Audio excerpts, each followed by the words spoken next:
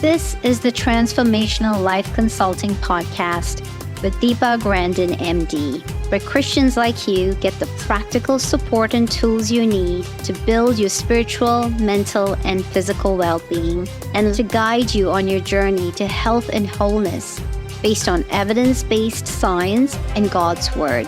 I am your host, Dr. Deepa Grandon. So I have been hosting my 6 pillars for health and wellness at a school for the past few weeks. It was my first time teaching my course to school employees, and it was a lot of fun. We did Zumba between sessions, and needless to say, being with a group of teachers, you will get asked some interesting questions. Now, some of these questions involved cancer prevention through lifestyle. So I decided I was going to do a podcast dedicated to some of the commonly held beliefs to explore what the current scientific evidence says about these. So let's start with the very first one that I heard a lot about. Cutting out sugar will shrink cancer cells. Now, is this science or fiction? This is fiction.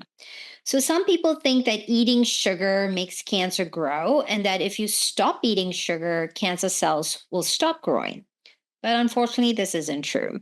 Now, there are a lot of scientific research around the topic of how sugar affects cancer cells, but there's no proof that cutting out sugar will make cancer cells shrink and disappear.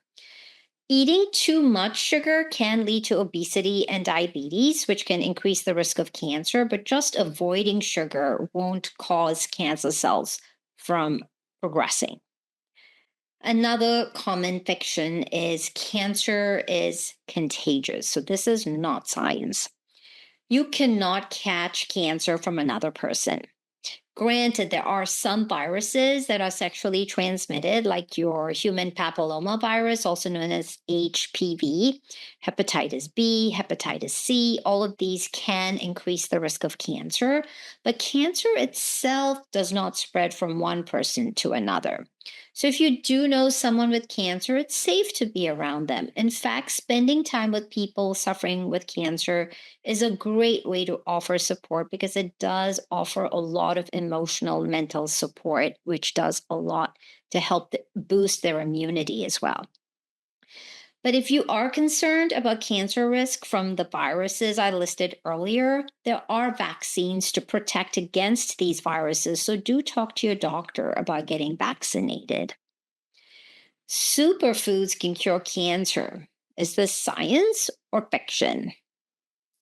So let's look at it this way. Eating healthy foods like raw fruits and vegetables are an excellent source of several good nutrients and protective ingredients that help you from chronic lifestyle diseases like cancer. But once someone already has cancer, no food alone can make it go away.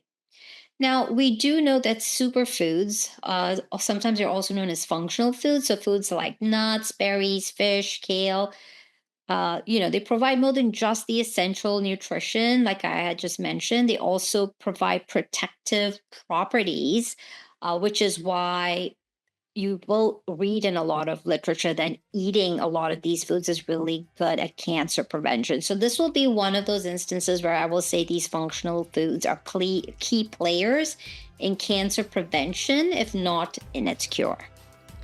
All right, so that's it for today. I hope I have helped bring a little clarity to some common misconceptions with cancer and lifestyle.